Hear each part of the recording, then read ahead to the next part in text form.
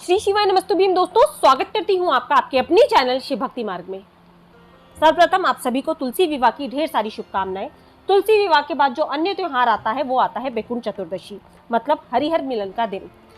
आज की वीडियो में हम बात करेंगे बैकुंठ चतुर्दशी के दिन हमें पूजन किस समय करना है, दीपदान हमें किस समय करना है, किस दिशा में करना है, कहाँ कहाँ दीपदान करना है, पूजा विधि क्या होगी और बैकुंठ चतुर्दशी हम 6 तारीख को मनाएंगे या हम 7 तारीख को मनाएंगे। सारी जानकारी आज की वीडियो के माध्यम से मैं आप लोगों को देने वाली हूँ, तो वीडियो में बने रहिएगा। देखिए, हिंदू धर्म में जो भी माह है उसमें सबसे उत्तम और फलदायी जो महीना होता है वो कार्तिक मास का महीना कहलाता है, क्योंकि कार्तिक के महीने में किए जाने वाले स्नान, दान, जप, तप, पूजा पाठ, मंत्र जाप इत्यादि का फल अन्य महीनों की अपेक्षा पूजन करने वाले को 1000 गुना ज्यादा प्राप्त होता है। यानी अन्य महीनों में आप कुछ भी करें उसका फल आपको इतना नहीं मिलेगा जितना अगर एक बेलपत्ती ले जाकर आपने शिवलिंग पर चढ़ा दिया, एक दीपक आपने श्री हरि विष्णु के सामने प्रज्वलित कर दिया या एक दीपक तुलसी मैया के निमित्त आपने लगा दिया, तो उस दीपक का करीब 1000 गुना ज्यादा फल आपको प्राप्त होता है अन्य महीनों की अपेक्षा। और ये महीना सबसे ज्यादा पावन और श्री हरि विष्णु यानी कृष्ण जी को प्रिय इसलिए होता है क्योंकि सारे महीनों की उत्पत्ति श्री कृष्ण ने स्वयं करी है, श्री हरि विष्णु ने करी है, और जो कार्तिक का महीना है उसकी उत्पत्ति स्वयं राधा रानी ने करी है। इसलिए इस जो महीने को अत्यंत फलदायी, पावन और मनोकामना पूर्ति वाला महीना माना जाता है। तो इस माह में देखिए तुलसी पूजन और दीपदान का बहुत ज्यादा विशेष महत्व होता है। वैसे तो पूरे कार्तिक मास में ही लोगों ने ब्रह्म मुहूर्त में उठकर स्नान किया है, तुलसी पूजन करा है, जो कि बहुत महत्वपूर्ण माना गया है शास्त्रों में। और देखिए, जिसे हम कार्तिक स्नान के नाम से जानते हैं, कुछ लोग आपको कहते होंगे अक्सर आसपास रहने वाले कि हम कार्तिक स्नान कर रहे हैं, तो ब्रह्म मुहूर्त में उठना, दीपदान, पूजन वगैरह करना कार्तिक स्नान कहलाता है। वैसे तो पूरा महीना ही देखिए आपको पता है कि बहुत पावन महीना है, परंतु देखिए हम दाम्पत्य जीवन में रहते हैं तो हम रोजाना कुछ नियमों का पालन नहीं कर पाते।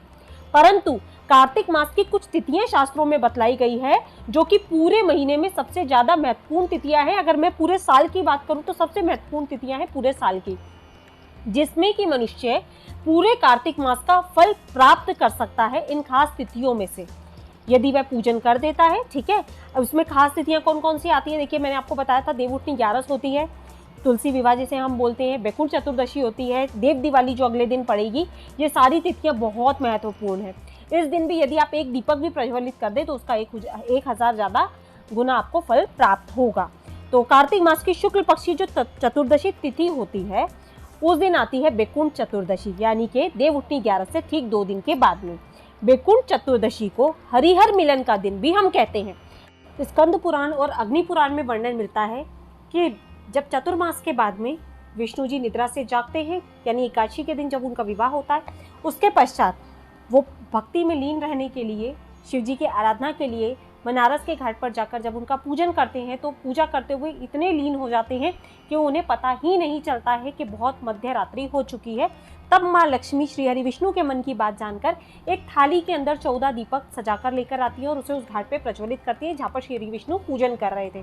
तब से ही 14 दीपक जलाने की परंपरा चली आ रही है। 14 दीपक से आपके बैकुंठ के द्वार खुलते हैं, आपके जीवन की समस्त परेशानियां, अंधकार दूर होता है। तब से ही 14 दीपक प्रज्वलित करने की परंपरा बनी हुई है। परंतु इस दीपक को कभी भी संध्या काल या फिर सुबह सूर्योदय के पहले नहीं प्रज्वलित करा जाता है। यदि इन दीपकों को संध्या काल में प्रज्वलित करा जाए तो इन दीपकों का जो फल होता है वह शून्य ही रहता है।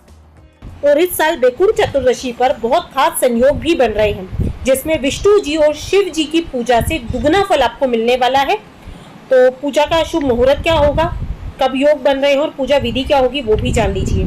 देखिए, जो चतुर्दशी तिथि शुरू हो रही है वो हो रही है 6 नवंबर, यानी आज के दिन शाम को 4:28 से, जो कि समाप्त होगी। कार्तिक चतुर्दशी समाप्ति का जो समय है वो होगा 7 नवंबर, यानी 7 तारीख को शाम को 4:15 पर तिथि समाप्त हो जाएगी।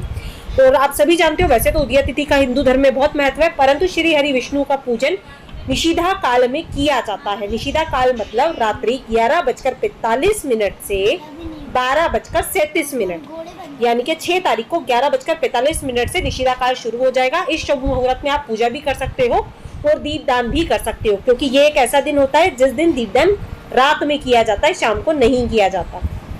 और जो खास योग बन रहे हैं वो बन रहे हैं, आज के दिन रवि योग बन रहा है जो कि पूजा के लिए बहुत ज्यादा शुभ माना जाता है। और समस्त अशुभ प्रभावों को खत्म करने की क्षमता रवि योग के अंदर होती है। तो इस शुभ मुहूर्त में आज आपको पूजन करना है। पूजन की विधि क्या होगी वह भी जान लीजिए।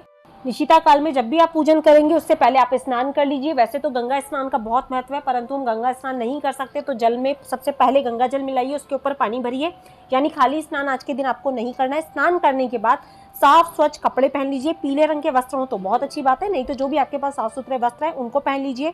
इसके बाद हाथ में जल लेकर पूजा का संकल्प करिए कि श्री हरि विष्णु की आज मैं पूजा कर रही हूँ और बैकुंठ चतुर्दशी का आज मैं विधि विधान से आज पूजन कर रही हूँ। तो शिव जी के साथ आपको विष्णु जी दोनों का पूजन करना है। शिव जी और विष्णु जी दोनों का पूजन आज के दिन किया जाता है।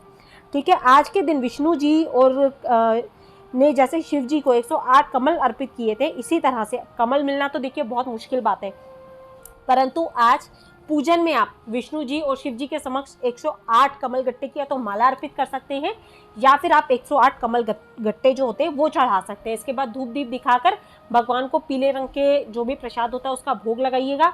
तुलसी दल उन्हें अर्पित करिएगा। तुलसी दल आज के दिन कहा जाता है कि शिव जी को अर्पित की जाती है और बेलपत्र श्री हरि विष्णु को अर्पित की जाती है। तो जो भी आपके घर में देखिए पूजा का नियम है उस तरह से आप पूजन अर्चन कर लीजिए। हो सके तो उस कमल गट्टे की माला से 108 बार ओम नमो भगवते वासुदेवाय का भी जप कर सकते हैं, ओम नमः शिवाय का भी जप कर सकते हैं। इसी तरह विधि विधान से पूजन वगैरह करने के बाद आपको क्या करना है, शिव शंकर की भी आराधना करनी है। आज के दिन आपको श्री हरि विष्णु की भी आराधना करनी है। और पूरे विधि विधान से जब आप पूजन अर्चन कर लेंगे उसके बाद में एक थाल में 14 दीपक आपको प्रज्वलित करने हैं, जो कि मध्य रात्रि में, जो मैंने आपको समय बताया 11:30 से मतलब आप दीपक प्रज्वलित करेंगे और 12:30 तक आप पूजन वगैरह कर सकते हो। इस समय तक इस मध्य रात्रि मानी जाती है। एक थाली में जब आप 14 दीपक लगाएंगे उसमें एक दीपक आपको गोल बाती का लगाना है, घी का दीपक लगाना है। बाकी के 13 दीपक आप लंबी बाती का लगाएंगे, उसमें चाहे तो आप घी डालिए, नहीं तो तिल का तेल डाल सकते हैं। तिल का तेल भी नहीं है तो मीठा तेल डाल सकते हैं। सारे दीपक को लगाने के बाद हल्दी कुमकुम से दीपकों का पूजन करेंगे। फूल सफ़ेद तिल हैं तो वो भी उनसे भी पूजन करें। थोड़ा थोड़ा एक एक चुटकी तिल सारे दीपक में आप डाल दें। दीपक को मनस लीजिएगा। किस तरह से दीपक का पूजन किया जाता है वो उसका वीडियो आप लोगों को चैनल पर मिल ही जाएगा, मैं डिस्क्रिप्शन में डाल दूंगी, एक बार चेक कर लीजिएगा दीपक का पूजन किस तरह किया जाता है। और कभी भी दीपक को खाली रखा नहीं जाता है, तो नीचे सफ़ेद तिल या फिर फूल कुछ भी आपको रखना है, खाली दीपक को कभी भी नहीं प्रज्वलित किया जाता।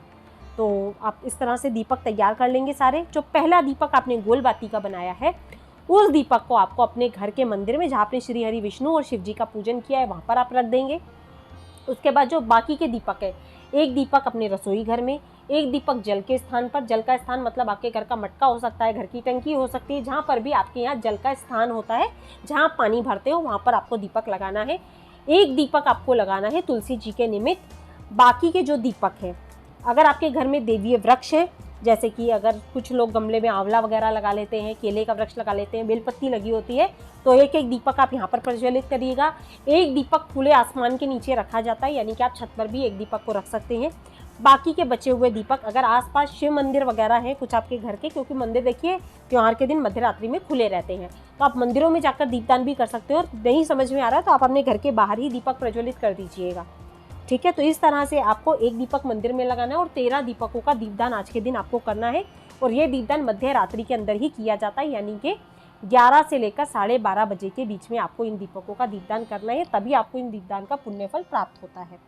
तो इसी तरह से बस आपको दीपदान करना, और दीपदान ज़रूर करिएगा, क्योंकि कहा जाता है कि बैकुंठ चतुर्दशी के दिन किए गए दीपदान का फल इतना ज़्यादा है कि वो आपकी 7 पीढ़ियों को तार देता है। ठीक है, तो इस तरह से आज आपको दीपदान करना है। वीडियो अच्छा लगा हो तो वीडियो को लाइक करिएगा। चैनल पर पहली बार आए हैं, मेरी आवाज़ पहली बार सुन रहे हैं, तो शिव भक्ति मार्ग को सब्सक्राइब जरूर करिएगा। मिलते हैं अपने नेक्स्ट वीडियो में, तब तक के लिए श्री शिवाय नमस्तुभ्यं, जय माता रानी दोस्तों।